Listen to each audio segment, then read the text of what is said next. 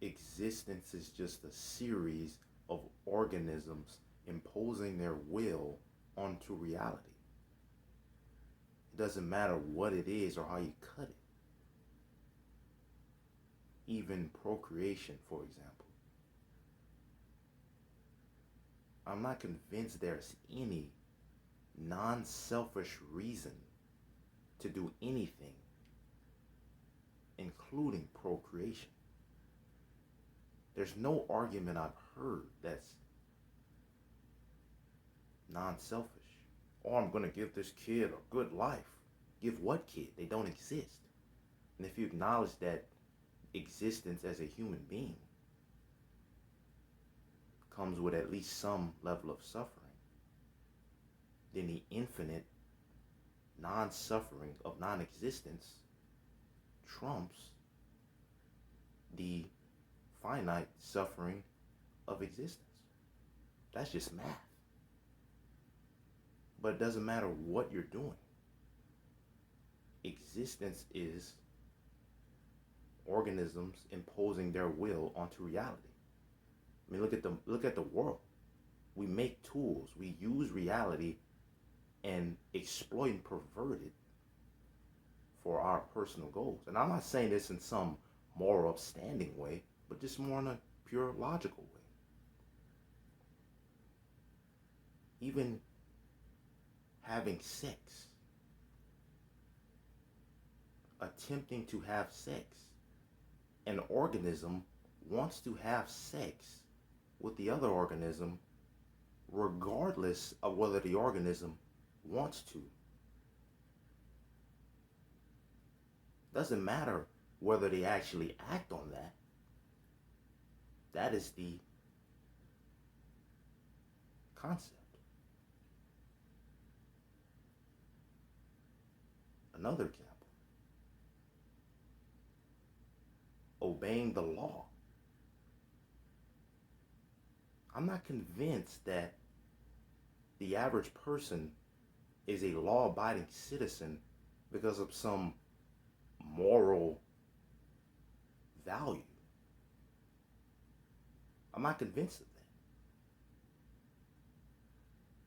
Because the ultimate resolution of conflict is violence, sheer force. Like, I'm convinced that the average person doesn't obey the law because they're some good person, some morally upstanding person. They're just scared of getting beaten, shot, and thrown in a cage.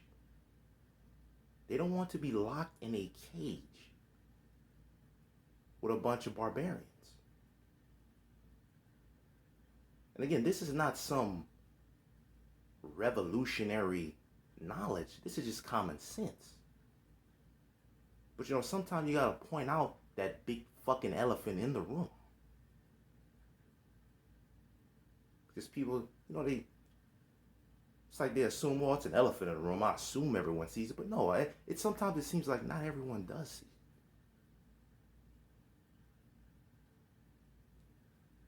So it's just kind of funny to point out this very simple, very fundamental, logical concepts and see if, I'm not going actually insane. See if we're all on the same page here. Are we all experiencing objective reality?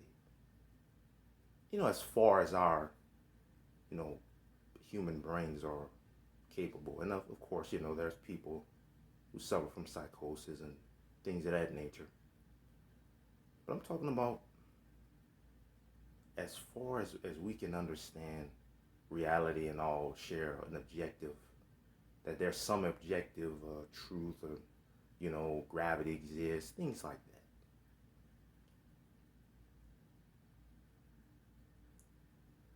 that. Back to the crime, law-abiding citizen dilemma. Think about it. What types of TV shows are there? You mostly see TV shows and movies in video games glorifying crime.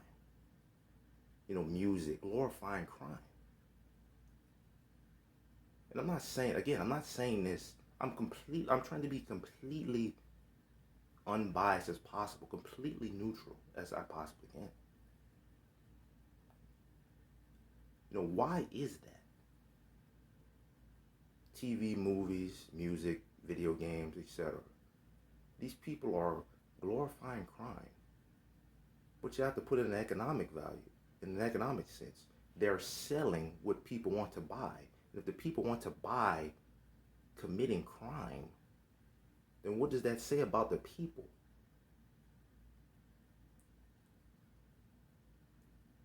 Again, it's just an observation.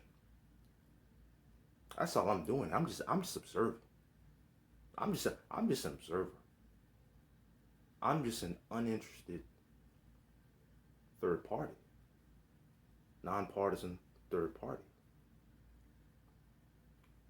It seems like most of these people, they like crime. They think it's thrilling. They think it's interesting. And most would do it if there wasn't a physical repercussions. Most people would commit crime if there wasn't some unpleasant consequence and repercussion to committing crime. That's why, when you hear these people, they're just an average, the average person, just an honest person just trying to do the best they can. That's not true. That's wishful thinking. That's a just world fallacy. You're making up something that you would like to be true and then extrapolating that onto the average person. That's why you can't just assume that the average person is a good person. Just because you don't commit crime or you don't break the rules, that doesn't mean you're a good person.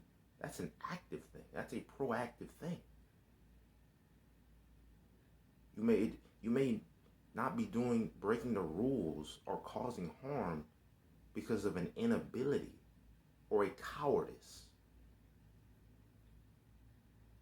You either don't have the skill set, the intellect, or you're just a coward, or you're just weak, or some other inadequacy. That could be the case. Just look at the world. The music is about crime. The TV and movies are about crime. The video games are about crime. The civilians, they glorify crime. They respect the criminals. They don't respect other civilians because they don't have the balls to break the rules. They don't have the gumption. They respect the criminals. They fantasize about doing crime. The reason why they don't do crime isn't out of some morality, some type of moral upstanding character trait or value. It's out of cowardice. Because morality is just intuition rationalized post hoc. It's a post hoc rationalization of intuition, which, what we know about human intuition, it doesn't really count for much when in a logical argument, in a realm of logic and reason. Think about it. You give the average person the opportunity to do their crime, to commit their crime of choice and get away with it scot-free. Most of them would do it in a heartbeat. Just think about that. Most of these people, they fantasize about doing crime, committing crime. Oh man, if I could just get away with it, if I wasn't so much of a pussy, man, if I had the skill set to do it, if I had the balls to do it, man, I would just fucking do it like this. But alas, I'm just a pussy. But it's not surprising that these people would commit crime, would do something to benefit themselves at the expense of others. Of course they would do that. They're animals. You know, contrary to popular belief, you can't reverse 3.5 billion years of evolution with a couple decades of propaganda. Who would have thought? It turns out everything, quite literally everything, is a cost benefit analysis. It's all a risk reward ratio. You know, Here's the thing. When you're convincing someone to do something or to not do something, there's only two things you can do. There's only two things you can do. You can convince them with logic and reason, or you can try to persuade them with rhetoric, with woo, with pseudoscience, with irrationality. That's it. That's it.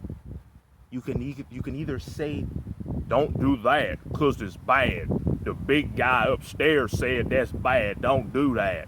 You gonna burn forever. You gonna burn for the rest of eternity if you do that.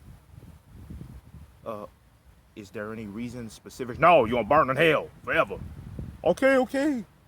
Now you just use irrationality and superstition to persuade someone based off of fear and emotion, an emotional argument. Or you can say, well, we live in a methodological naturalist universe. We live in a universe that obeys physical laws. If you do this, this will happen. If you do that, that will happen.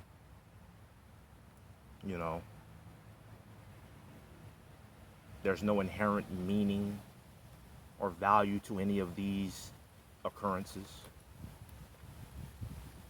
But if you do this, being that you are a Homo sapien sapien, this will likely occur. That sort of thing. And then it becomes, since you try to actually convince this guy to do something or to not do something based off of logic and reason, you actually allowed the guy to think for himself. And now he can actually make the decision. Is this thing that's considered bad, crime, or whatever you want to call it, is this a logical course of action? Is this a rational course of action in regard to whatever goal I have? And that's when you have, people, these civilians, now they're thinking, should I commit this act that is considered a heinous crime? Is the amount of prison time worth it in my risk-reward ratio, in my cost-benefit analysis? Because everything is in a cost-benefit analysis. But you see that all of that stuff that I just explained, that's not sexy. That's it's too much thinking stuff. Fuck. Then that logic shit.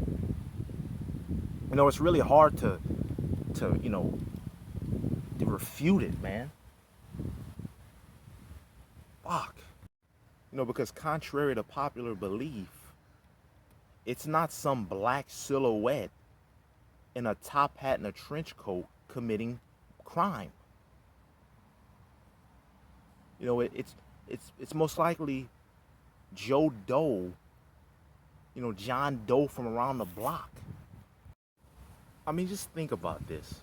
The absurdity of this. You can commit crime, serve time in prison, Get out, get paid to do interviews, start a YouTube channel, get on OnlyFans or Telegram, and charge people money to teach them how to commit crime.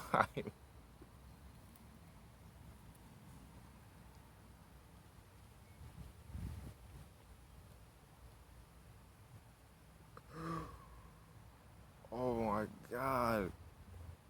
I'm not making this shit up, man. You can't make this up. Like that is an entire industry. There's entire swaths, just swarms of people doing this. Like that should tell you everything. Just that statement. Like, there's enough people that not only find crime interesting and fascinating, but they would actively pay convicted criminals to teach them how to commit crime themselves.